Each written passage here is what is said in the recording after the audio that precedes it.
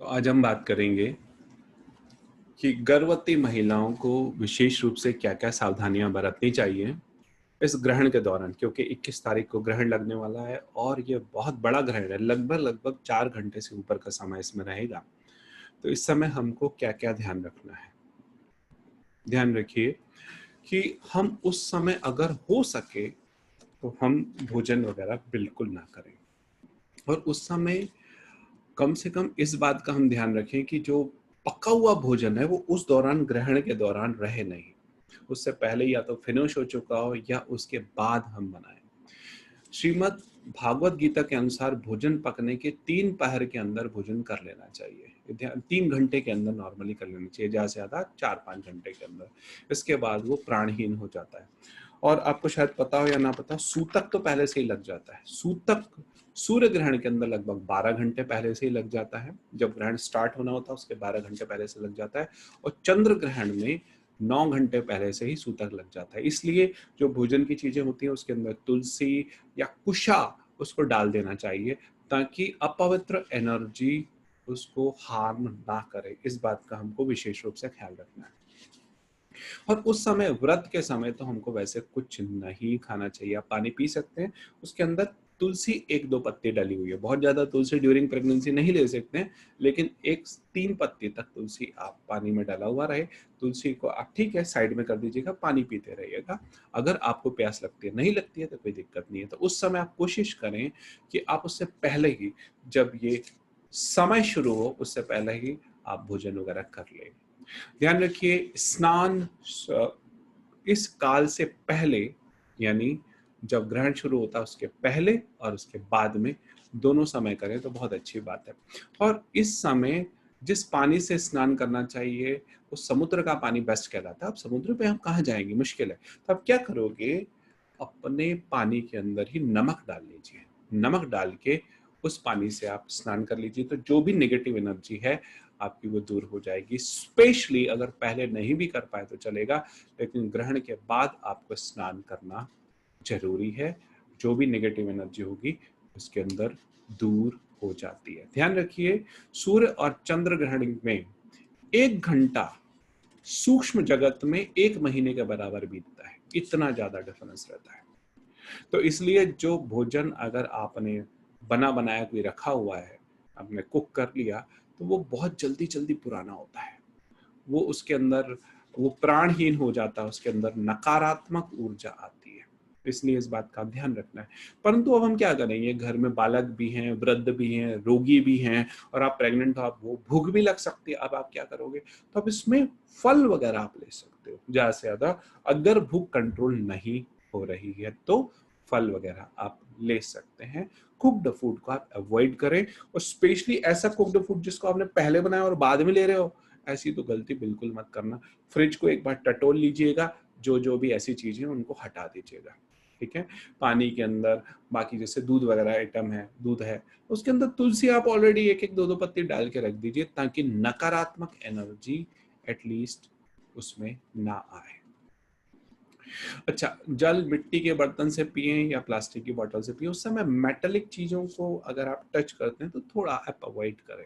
इसलिए बोला जाता है चाकू, छुरी, कैंची, इन सब का आप उपयोग ना करें तो अच्छी बात है, क्योंकि ये कंडक्टर्स भी होते हैं तो बैड एनर्जी को भी लेकर आते हैं और उस समय मेंटल इम्बैलेंस भी हो सकता है, तो कुछ गलतियां भी हो सकती हैं। इसलिए भी विशेष रूप से कहा जाता है कि इस समय इस बात का हमको ध्यान रखना है। दूसरा, हम इस बात का ध्यान रखें, इस समय व्रत में जो ग्रहण काल है इसके अंदर हमको फास्टिंग करके रखनी है। मैंने आपको बता दिया है, अगर भूख लगती है तो आप फ्रूट्स वगैरह इसमें ले सकते हैं। साथ साथ में आपको बाहर नहीं निकलना है। बाहर निकलना बहुत ज्यादा जरूरी हो तो घर पे चंदन और तुलसी का लेप लगाकर ही निकलें। इनफैक्ट आप घर में भी आप लगा के रख सकते हो तो ज्यादा अच्छी बात है। चंदन और तुलसी का लेप लगा सकते हो, तुलसी का लेप तो लगा सकते हो, कोई दिक्कत नहीं, चंदन का लगा सकते हो। साथ साथ में गाय का गोबर का जो है उसका भी लेप लगाया जा सकता है, या कंडे को एक पहले से आप मंगा के रख लीजिए। कंडे को आप पेट के पास में रख सकते हैं, गाय के, देसी गाय के गोबर का कंडा, उसको आप पेट के पास में रख सकते हैं। ये भी अच्छा मदद करता है। कुश को भी, कुशा एक ग्रास होती है जिसके आसन आता है, वो आप अपने पास रख सकते हो। कुशा को आप पेट के पास में रख सकते हो। उसकी तो एक अंगूठी भी आती है, उसको भी आप पहन सकते हो। आप किसी हवन पूजन सामग्री वाले से आप उसे ले सकते हो, ये भी बहुत अच्छा है। कुशा के आसन के ऊपर आप बैठ सकते हो और गर्भवती को कुशा को अपने पास रखने का प्रयास करना चाहिए कि वो अपने पास रख ले, और आपके पास टाइम है अभी, आप लेके आ सकते हैं। नारियल को भी आप अपने पास रख सकते हैं, नारियल, यस, नारियल को जो मंदिर में चढ़ाते हैं उसको आप अपने पास रख सकते हैं, और इसके बाद जब आप इसको बहा दीजिएगा पानी के अंदर। ओके, तो ये बात आपको समझ में आई, ऐसा आप इसमें कर सकते हैं। तो ये सब आपको नकारात्मक विकिरण से बचाते हैं, आपको और आपके बच्चे को नकारात्मक विकिरणों से बचाते हैं।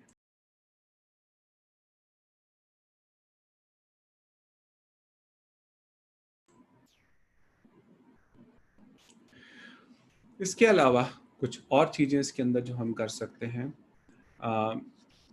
मेटेलिक चीजों को तो आपको हाथ नहीं लगाना, आपको पता ही है।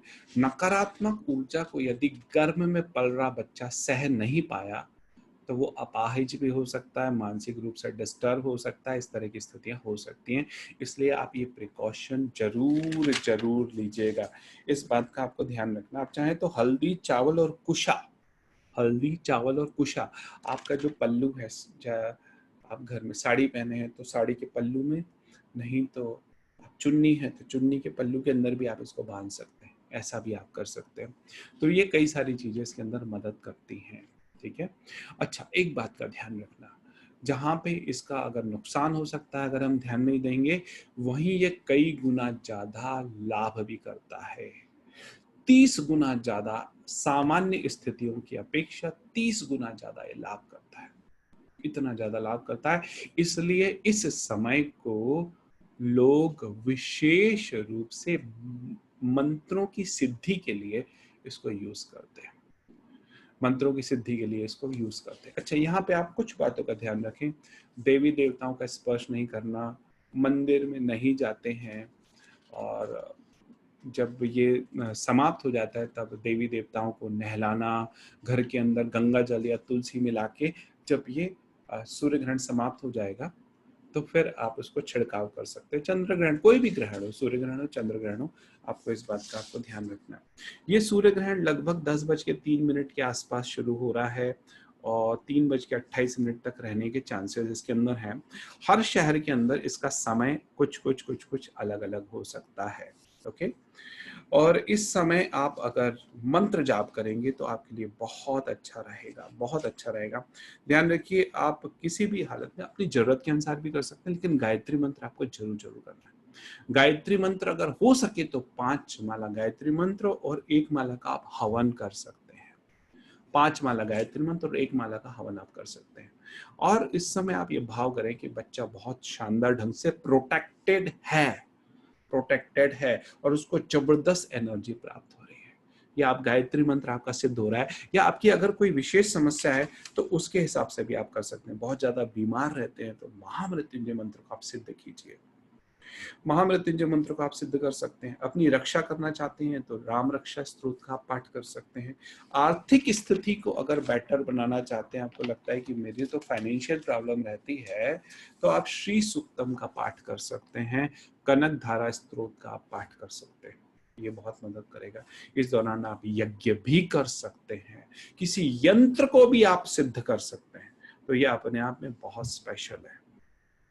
माला के साथ भी आप जप कर सकते हैं, बिना माला के टाइम के साथ भी आप जप कर सकते हैं, बिना माला के भी आप जप करिए, कोई दिक्कत नहीं है, ठीक है।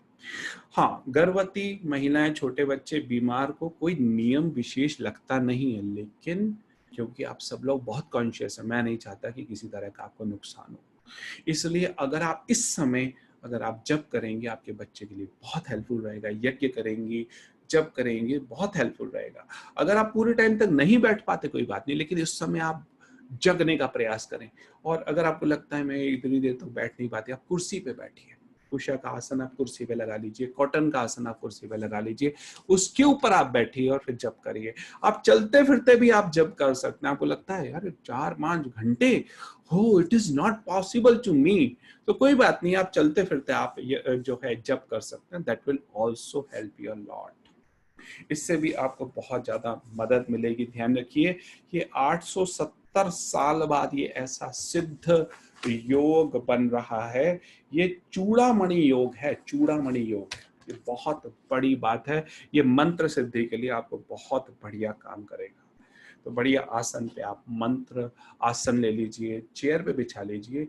आप अगर नीचे नहीं बैठ पाते कोई बात नहीं, आप चेयर पे बिठा के आप आसन चेयर पे रख लीजिए, फिर आप उस पर बैठिए। कुश का आसन बेस्ट है, उसके ऊपर बैठे। नहीं तो फिर कोई भी आप आसन ले सकते हैं, कॉटन का ले सकते हैं, ऊन का ले सकते हैं, that will really help you a lot, है ना।